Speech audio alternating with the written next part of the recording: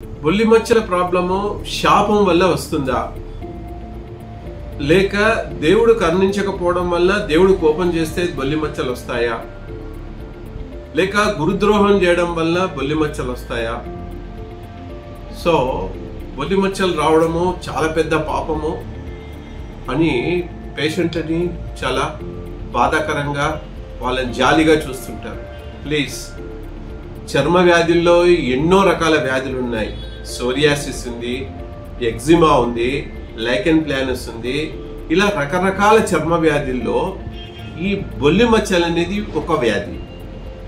So చర్మంలో body లోపల auto immunity problem వల్ల, లేక జెనెటికల్ రీజన్స్ వల్ల, లేక విటమిన్ డిఫిషియన్సీ వల్ల, లేక విటమిన్ డి డిఫిషియన్సీ వల్ల, లేక సరైన పోషక పదార్థాలు తీసుకోకపోవడం వల్లనే విటిలిగో వస్తుంది. కానీ ఎలాంటి శాపం వల్ల రాదు, ఎలాంటి దేవుని అనుగ్రహం లేకపోవడం వల్ల అలా విటిలిగో వచ్చే అవకాశం లేదు. సో విటిలిగో పేషెంట్స్ని మీరు అలా చూడకండి. మీకు వీలైతే వాళ్ళకి హెల్ప్ చేయండి వాళ్ళకు, అంతే తప్ప వాళ్ళను వేరే రకంగా చూడకండి. నమస్తే.